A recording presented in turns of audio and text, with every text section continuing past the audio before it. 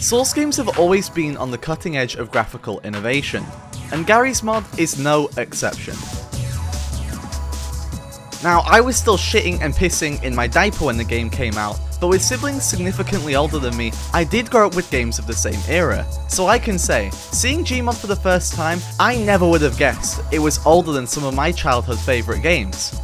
That said, when compared to modern titles, Gmod is inevitably showing its age. The game is nearly 20 years old after all, and although most enjoy the nostalgic charm, it was inevitable given its eternal popularity that some players would eventually seek to modernise the game they love. Efforts to overhaul the Source Engine's stock build and revitalise Gmod's graphics have been ongoing since shortly after the game's release, eventually culminating in a kind of renaissance, Gmod Realism. Unlike any video game trend, this was always bound to spur controversy. I think to best understand what's so controversial about Gmod Realism, we need to start where it began and how we got where we are today.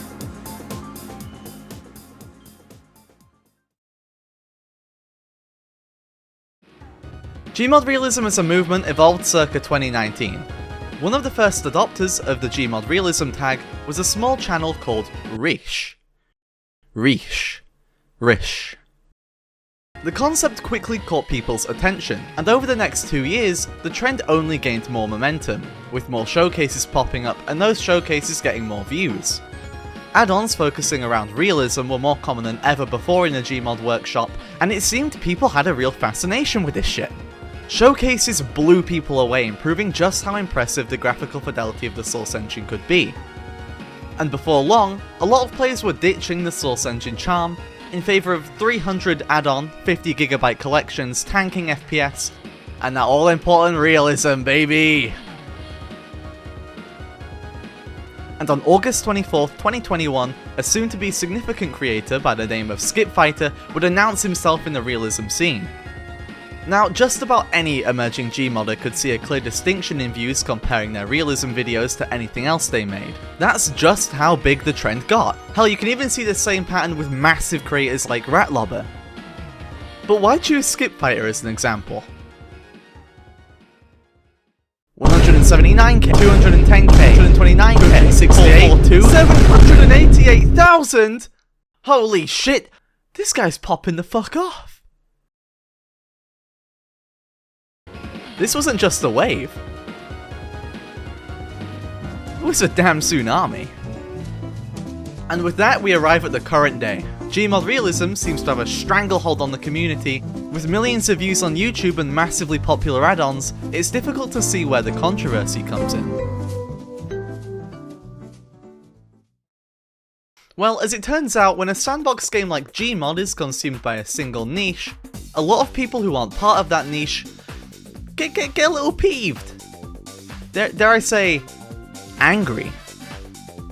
And when you give a community that has created everything from Nazi roleplay to school shooter roleplay the tools to create realistic shooting scenarios, things can get out of hand. But we'll save that one for after. It probably shouldn't come as a surprise that an increasing number of players found the oversaturation of Gmod Realism a little frustrating. Honestly, it's a fair viewpoint, and it's one that seems to be shared by a broad demographic. If you search Gmod Realism on YouTube, just about every single video has the same premise, with the exact same thumbnail, and if you're looking for something new, it would probably grate on you too eventually. And surprisingly, I've seen as many people hating on Gmod Realism because it's not realistic enough, as I have people complaining that it's too realistic. I mean, I get it. Flying over a flight of stairs and Goomba stomping a Combine NPC maybe isn't the most realistic thing in the world, but Gmod is a sandbox, not a tactical shooter. So even with a trend based around realism, is it really a bad thing if people go a little bit goofy? Funnily enough, I think this man said it best. And you'd have these conversations where you'd be sitting in a design review and somebody'd say, that's not realistic. Explain to me why that's interesting, because in the real world, I have to write up lists of stuff I have to go to the grocery store to buy. And I've never thought to myself that realism is fun. I go play games to have fun. And so we had to come up with some notion of what fun was. Fun. I think that's ultimately what it all comes down to.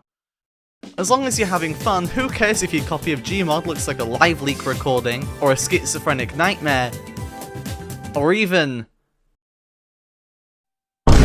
Guys, is this Freddy Fazbear? Welcome to the Skibbity Toilet Garage. This is a Skibbity Toilet. Dudes that live in toilet. Or Skibbity.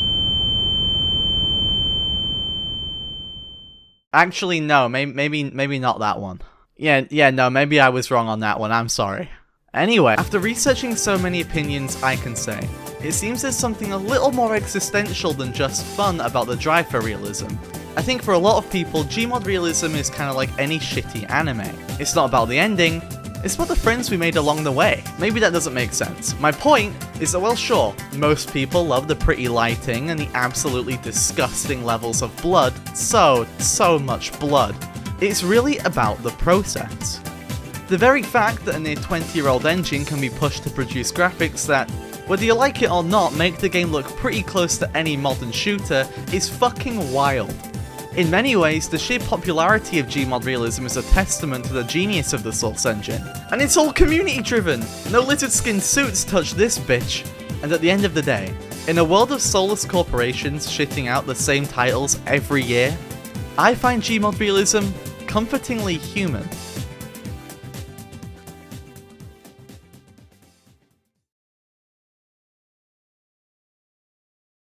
But, as the saying goes, where light falls, shadow lies, and with the ever-growing popularity of Gmod Realism, an outcrop of the community used the trend to produce a darker variety of content. On the 23rd of June 2023, a Gmod Realism depicting an attempted recreation of the Columbine school shooting was uploaded to YouTube. Immediately met with disgust by most, the video ironically received more attention on Reddit.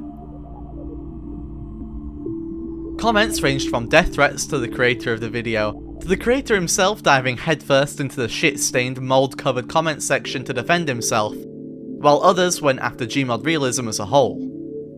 Looking at the video, at first glance, it really could be any Gmod Realism video, outside of the title at least. According to the creator, the historical inaccuracies weren't for any moral line, but simply because YouTube would take it down, and he only cared about getting views. Not that that worked too well.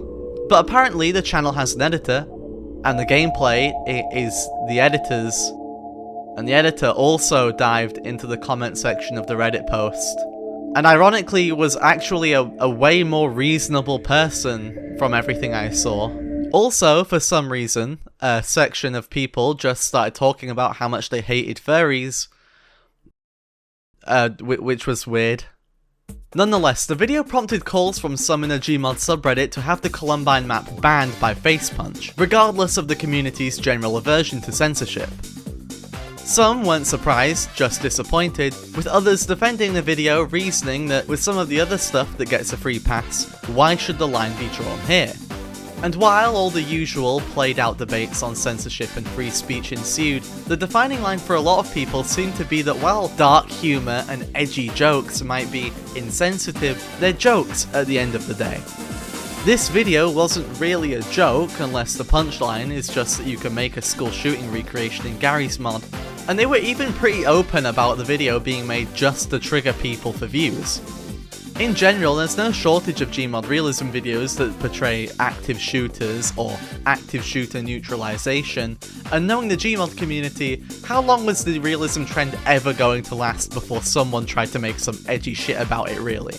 Equipping the edgy pockets of the community who do shit like this anyway with the tools to make it even more realistic and graphic was always going to be a risk. In this instance though, as of editing the video, the original Columbine Gmod Realism video has actually been taken down. The editor seemed strangely regretful about the video, while the creator himself remained about as you would expect until the end.